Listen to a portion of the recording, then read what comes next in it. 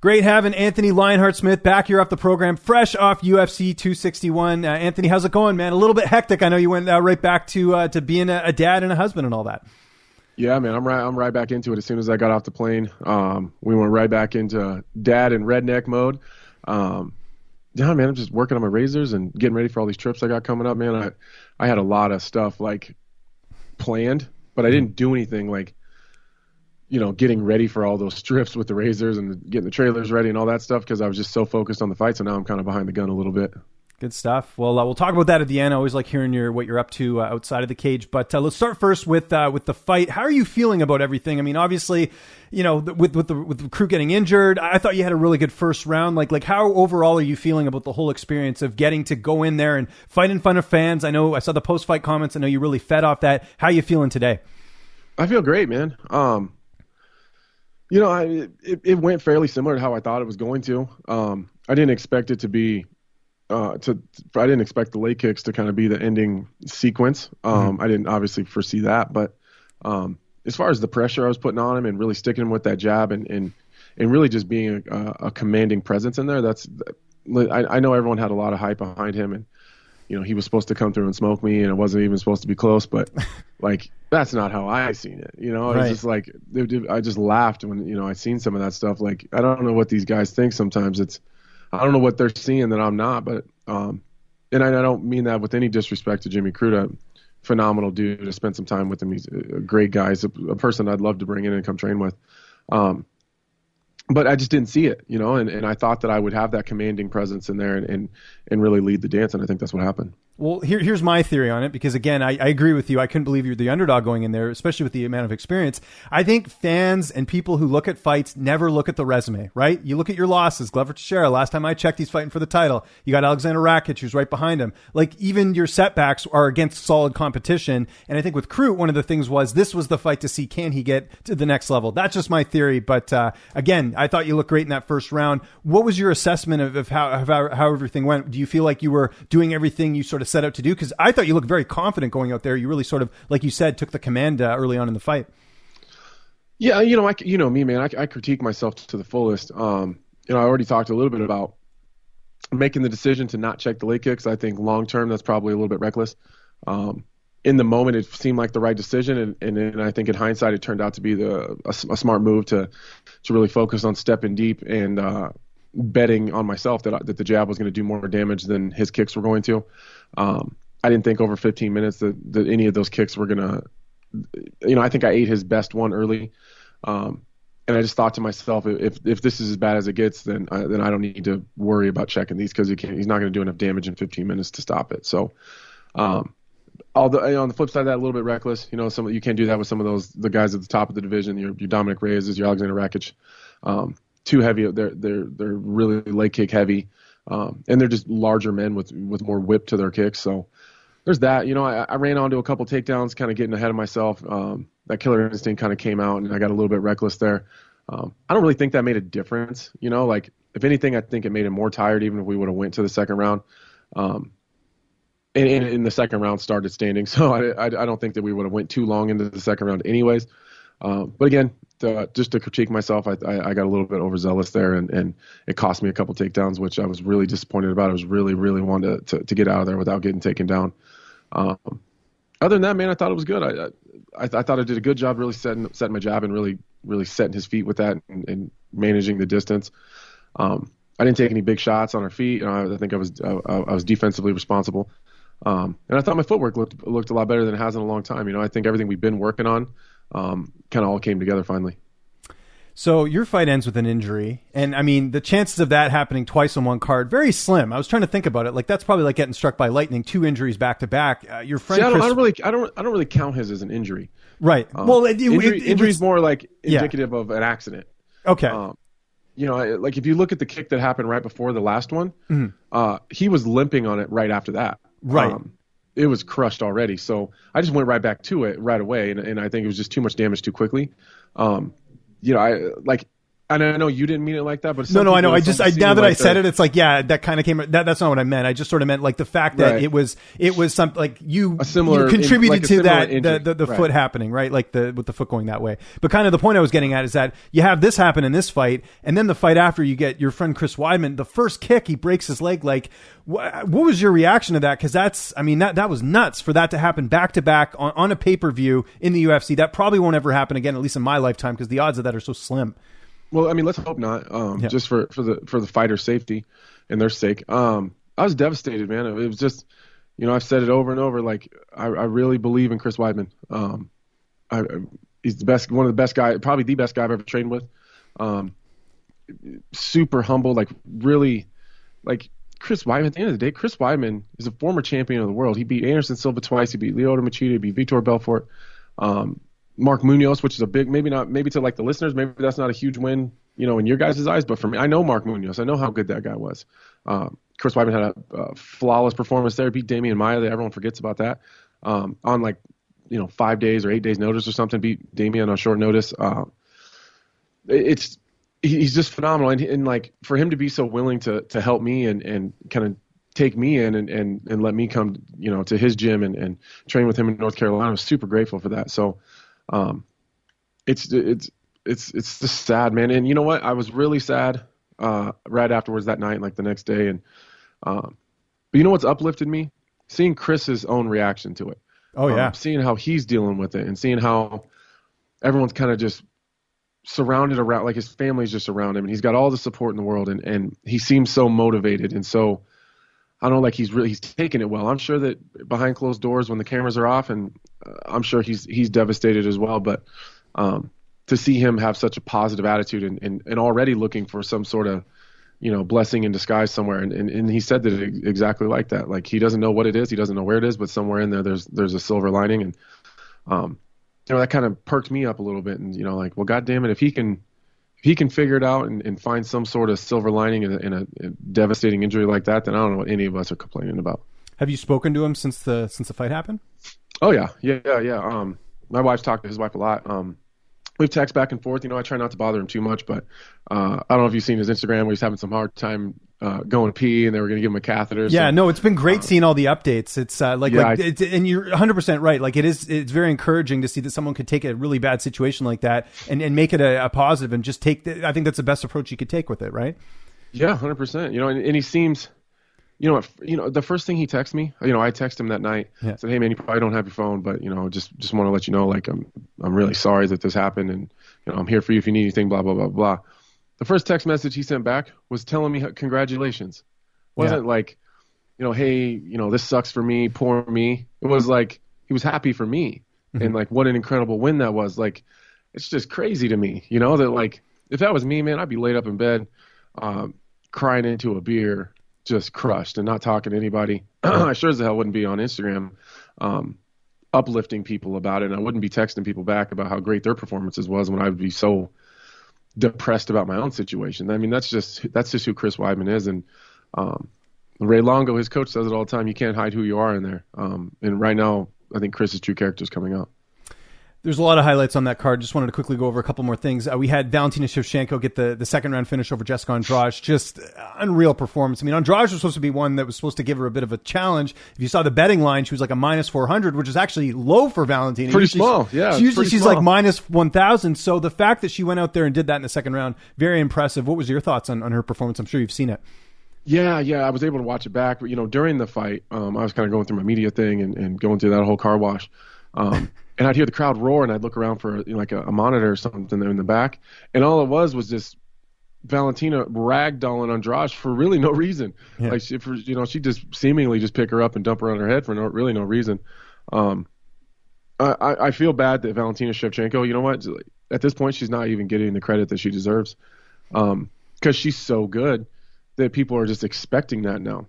Mm-hmm. So it's like, Anthony Smith did this, and oh wow, what a terrible fight with Chris Weidman. That's so unfortunate. Like Valentina Shevchenko pretty much did what she always does, and then you just move on. Like you just gloss right over it, because she's just so good, and it's almost not fair, that she's not getting it. Which sounds nuts, that she's not getting enough love for what she's able to do. But I mean, at this point, people are just expecting it, and I mean, we went crazy over Jennifer Maia winning 1 round. I know. That's the critique of Valentina is maybe she won that second round. It's crazy, right? That's how dominant she is. That's the biggest knock on Valentina Shevchenko. She might have dropped a round to Jennifer Maia. Like that's the worst thing that's happened to her in 4 years. You know what I mean? Like or 3 years, something like that. Like that's nuts to me.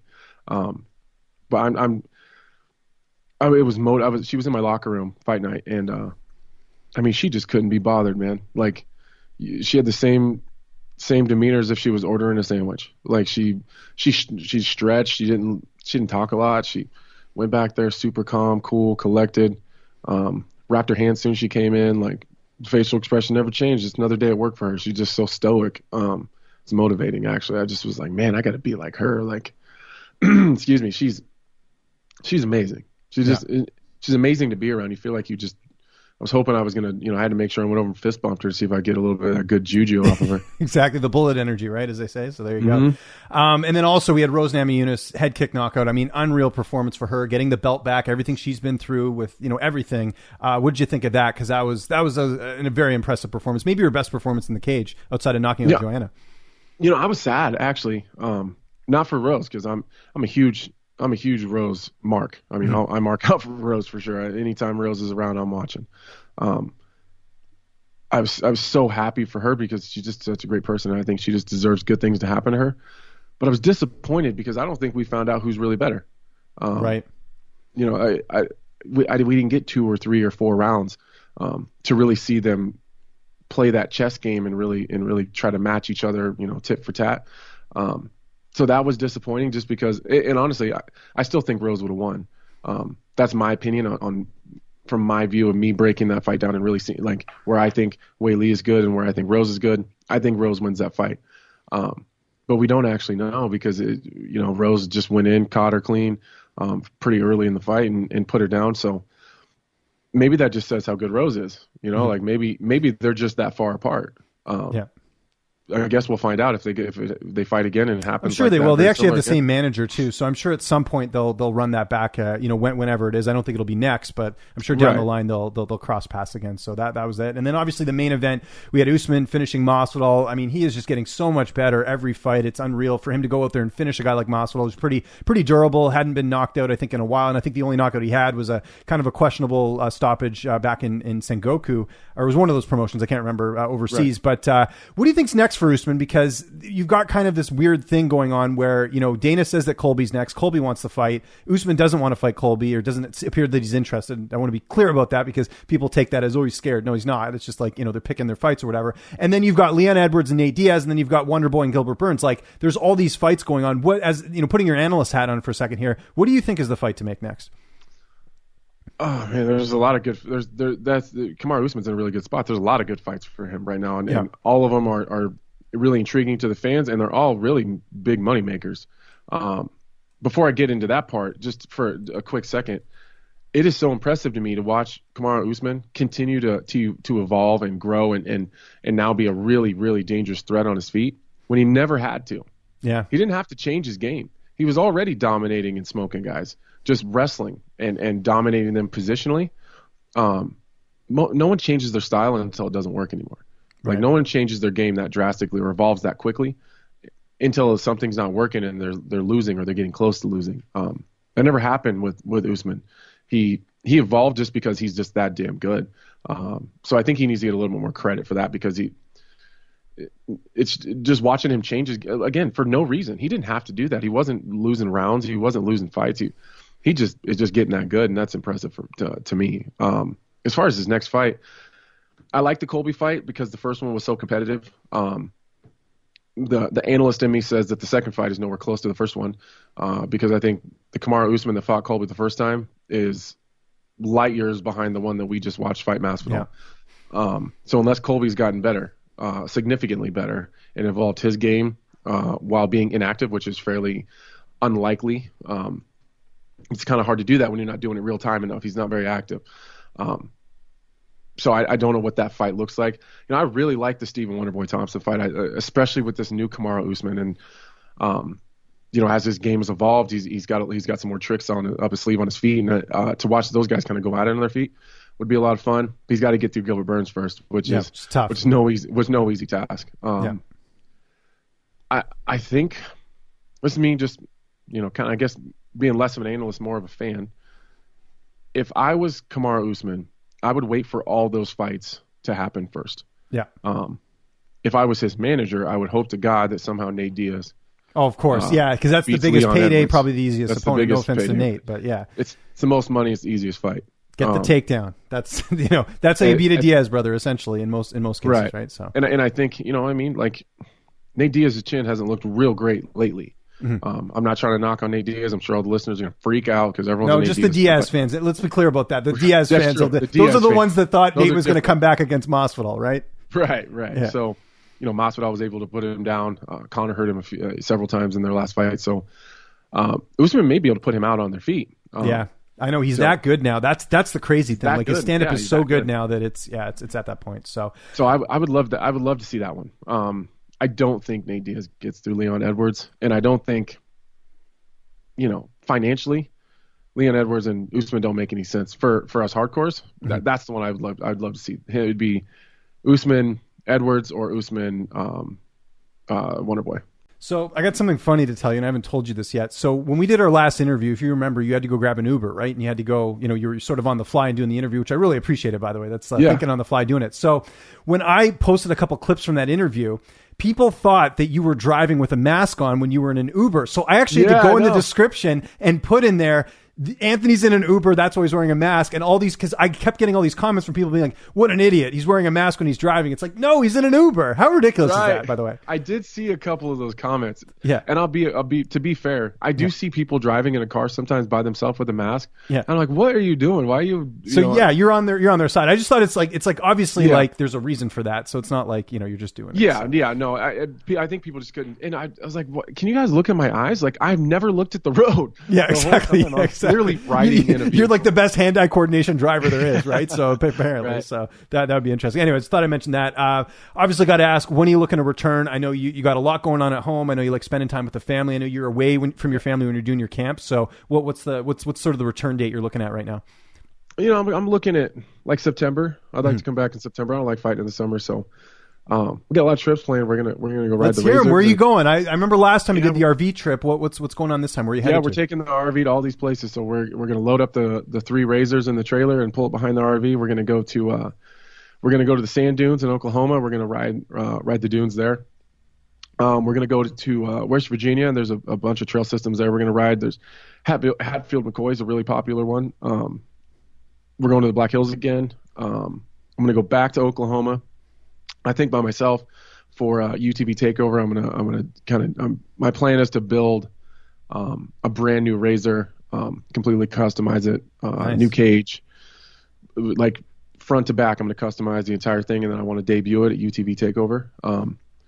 So if there's any Canadian companies listening, you guys want to jump on and Absolutely. work This on is an Razor American together, outlet, but that'd I'm be sure great. either way, get the word That's out there to fine. everyone. It's all good. Yeah. Yeah, so that's my plan there. I'm going to go back there and debut it there. And I'm sure we'll throw in a couple other trips. And got a family reunion in Texas coming up. So I got a lot of stuff going on, man. I'm excited. Good stuff, man. And I guess, the division could look different in September, right? So I'm sure in terms of an opponent, you'll just talk to your management come that time and say, hey, who's available, who's in the rankings and all that, right? Yeah, we'll just see what the division looks like. It's really going to shake out. The Jan Glover fight's going to happen. There's Dominic Reyes and Yuri is happening. The Saturday timer, yeah. Yeah, there's a handful of fights happening that kind of need to shift around and move and groove a little bit. So just see what happens, man. We'll just let it shake out and then just see where we look and see what Dana and Hunter want and go from there. And got to clarify something. You mentioned this in the last interview. Like the whole thing with you and Reyes, that's mainly on his end, right? Because you said you're kind of cool with him. There's no issue, right? Or did I get that wrong? Yeah. No, I don't know what the issue is with us.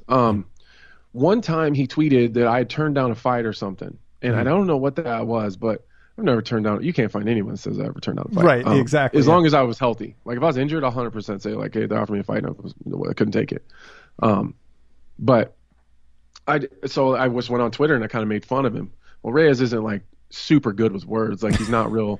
He's not real quick witted and he's not real funny. So I think he took some offense to that. But then I think after that. I was working the desk when he fought Weidman, and I had to interview him, and we were cool then. He didn't seem to have any issue. We had a nice little back and forth. he was real responsive to my questions and answered them really honestly and openly. So I thought we were good then.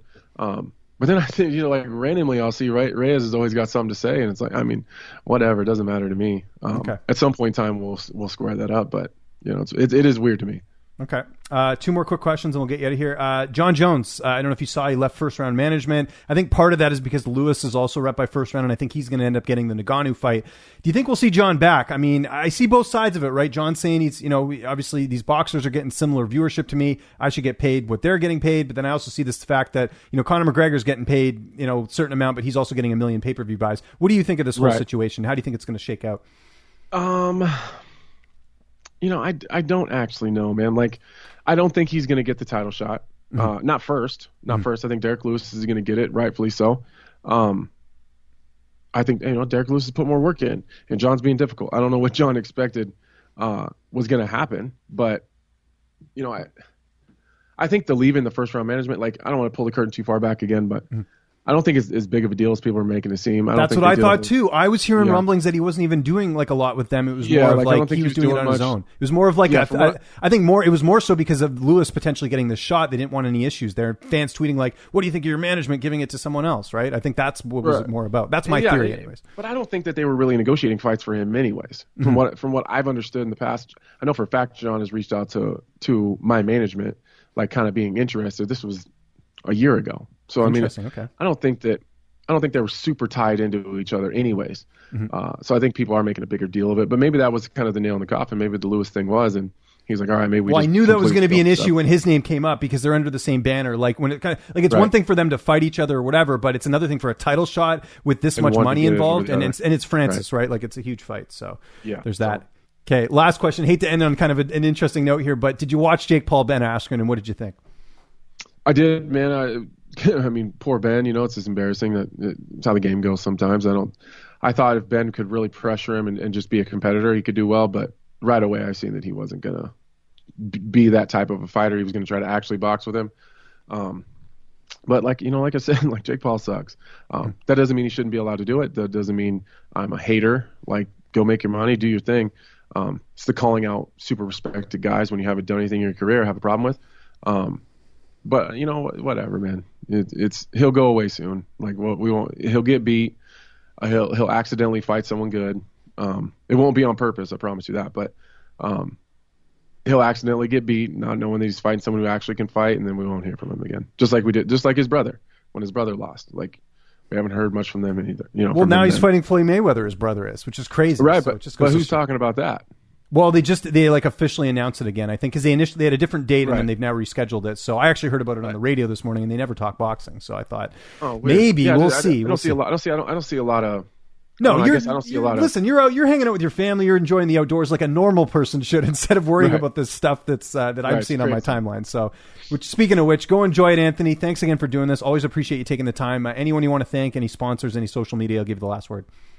Yeah, man. Obviously, my social media is at Lionheart Smith, Lionheart A Smith on Instagram and Twitter. And I got Vivint Home Security System, have been doing a great job for me. Soldier Sports, Vayner Sports. That's Lloyd and Sarah, my management.